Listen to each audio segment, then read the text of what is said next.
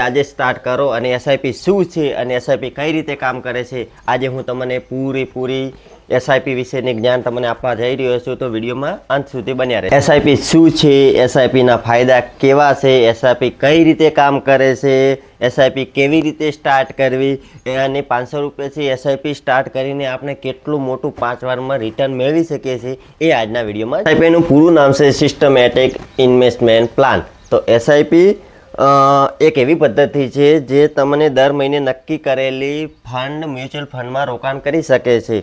તો એના ઉદાહરણ તરીકે આપણે એનું એક ઉદાહરણ જોઈતું હોય તો કઈ રીતે છે, જો તમે દર મહિને 1000 રૂપિયાનું રોકાણ કરો છો તો દર મહિને તમારા બેંકમાંથી 1000 ઓટોમેટિક કપાઈ જશે। જે તમે ઓટોપે તમારા ફોનપે ગૂગલ પેમાં ચાલુ હોય ને એ રીતે તમારા ઓટોપેથી ઓટોમેટિક તમારા 1000 રૂપિયા કપાઈ જશે। આ રીતે તમે એક સાથે મોટી બધી રકમ પણ મ્યુચ્યુઅલ ફંડમાં એડ કરી શકો છો।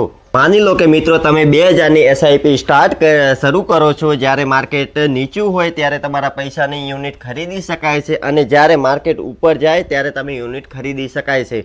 આને રૂપીસ કોટ એવરેજિંગ કહેવામાં આવે છે।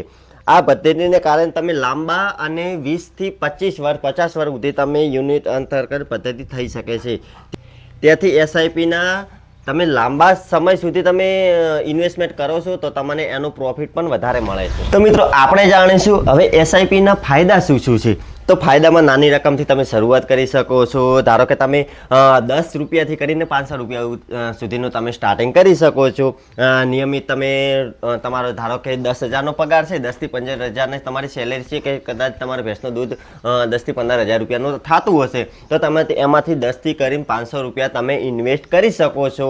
તમે જે આડાવડા વાપરો છો એ આમાં તમે વાપરી શકો નહીં અને આમાં કોમ્પિટિશનનો ફાયદો ખૂબ વધારે છે। કેમ કે મેં જ્યારે સ્ટાર્ટ કર્યું તો મને નથી ખબર કે આટલું બધું થવાનું હતું, પણ તમે એકવાર સ્ટાર્ટ કરો એટલે તમને થોડું નોલેજ મળતું રહેશે તમારા પૈસા। અને બીજું કે તમે તમારું જે રોકાણ કરશો, ધારો કે આજે 500 રૂપિયાનું કર્યું છે તો તમને ધીરે ધીરે એનું 5 વર્ષ પછીનું એનું 500નું ડબલ મળતું રહેશે।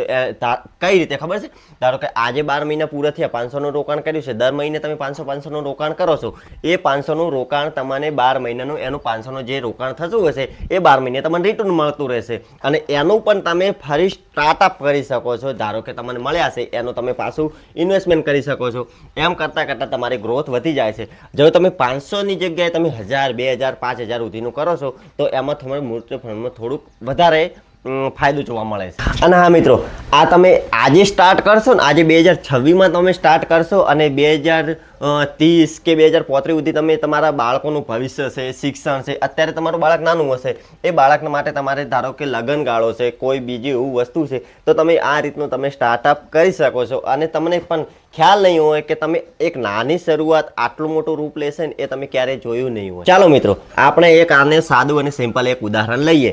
ધારો કે તમે મિત્રો એક 500 રૂપિયાનું એસઆઈપી સ્ટાર્ટ કર્યું છે અને એ 20 વર્ષ માટે તમે એસઆઈપીમાં મૂક્યા છે તો તમને એનું વળતર મળશે સરેરાશ 12% રિટર્ન મળશે। એટલે સમજી ગયા ને તમે? ધારો કે 500 ગુણ્યા 12 ગુણ્યા 20 બરાબર 1,20,000 રૂપિયા તમને 20 વર્ષની પછી તમને 1,20,000 રૂપિયા મળશે। ધારો કે તમે આજે 500 રૂપિયા એડ કર્યા છે, એ 20 વર્ષ માટે તમે રોકાણ કરો છો મ્યુચ્યુઅલ ફંડમાં, એ પણ એસઆઈપી અને રોજી કાયમી માટે, તો તમને 20 વર્ષની જગ્યાએ તમને 1,20,000 રૂપિયા તમને મ્યુચ્યુઅલ ફંડમાંથી પાછા મળે છે અને એ પણ કઈ રીતે તમારો ભાવ વધઘટ થતો હશે એ રીતે તમને રિટર્ન પણ પાછું મળતું। તો મિત્રો આપણે જાણીશું કે એસઆઈપી હવે તમારે સ્ટાર્ટ કરવી છે તો કઈ રીતે કરાવરાય। જો સ્ટેપ 1માં આપણે જાણીશું કે તમારું પાન કાર્ડ, આધાર કાર્ડ તૈયાર રાખો। સ્ટેપ 2માં આપણે કેવાયસી, તમે તમારું જે કેવાયસી હોય એ કમ્પ્લીટ કરો। સ્ટેપ 3માં તમે કોઈના ઉપર વિશ્વાસ રાખશો કે જે તમને મ્યુચ્યુઅલ ફંડમાં કે કોઈ એવા ઇન્વેસ્ટમેન્ટમાં તમારો એમને નોલેજ હોય એ રીતે તમે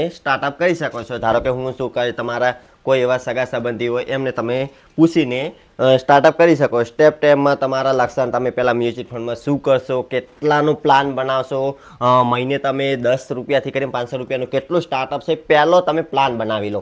ધારો કે તમે 10 રૂપિયાનું કરવા માંગો છો તો 10 રૂપિયા મહિને તમારા ઓટોમેટિક તમારા ડેબિટ થતા રહેશે। ધારો કે તમારે 500નું કે 2000નું કે 10,000નું તમારે કરવું છે તો એ બી તમારે ઓટોમેટિક તમારું થતું રહેશે।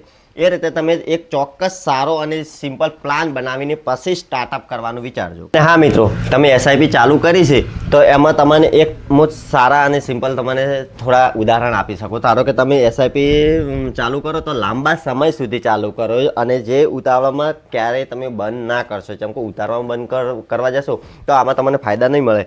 અને જરૂર મુજબ એસઆઈપી કરો. તમે એવું નથી કે તમે આજે 10,000નું એસઆઈપી કરી નાખ્યું. 10 રૂપિયાથી કરવાનું છે, આપણે કોઈ 10,000થી નથી કરવાનું. અને તમે કોઈ સારા સલાહકાર હોય એસઆઈપી મ્યુચ્યુઅલ ફંડમાં, એન્જલ વન એવું કોઈ એપ્લિકેશનમાં કોઈ નોલેજ ધરાવતા હોય ને એવા પાસે સલાહ લઈને પછી તમે એસઆઈપી સ્ટાર્ટ કરી શકો છો. આજે આપણે જોયું છે કે એસઆઈપી કઈ રીતે સ્ટાર્ટ કરવી અને એમાં શું શું ફાયદા થાય છે અને આપણને કેટલું કેટલું રિટર્ન મળે છે એ તમે આજે જોયું. જો તમારે આનો સ્ટાર્ટઅપ કરવું, કઈ રીતે ઇન્વેસ્ટ કરવી એનો તમારો પ્રોપર વિડીયો જોઈતો હોય ને તો તમે ચેનલને સબસ્ક્રાઈબ કરી નાખો. અને સબસ્ક્રાઈબ કર્યા પછી તમે કોમેન્ટ કરજો કે આનો નેક્સ્ટ ભાગ લઈને આવો. તમે હું એસઆઈપી તમને 10 રૂપિયાથી ચાલુ કરતા શીખવાડીશ. કઈ રીતે ઇન્વેસ્ટમેન્ટ કરવા, કેટલા વર્ષ માટે કરવા, કેટલું રિટર્ન મળશે અને એ રિટર્નમાં તમને કેટલા પૈસા તમને રિટર્નમાં મળે છે તો તમને પણ ખ્યાલ આવશે. તો તમારે જો એવો વિડીયો જોઈતો હોય તો અમારા વિડીયોને લાઈક કરી નાખો, તમારા ફ્રેન્ડ જોડે તમે શેર કરી નાખજો. અને હા મિત્રો, ચેનલમાં નવા હોય ને તો તમે ચેનલને સબસ્ક્રાઈબ કરી અને નીચે સારી કોમેન્ટ કરી નાખજો કે બીજો વિડીયો તમે બીજો ભાગ લઈને આવો. અને હા મિત્રો, આ તમે તમારા જોખમ ઉપર કરવાના છો. આપણે કોઈના કહેવાથી નહીં, આપણા મનથી કરવાનું છે. કોઈ આપણા પૈસા ડૂબાડવા કરવાના નથી. તો ધ્યાન લઈને આ વિડીયો જોજો અને આ રીતનું તમે સ્ટાર્ટઅપ કરજો. જય માતાજી.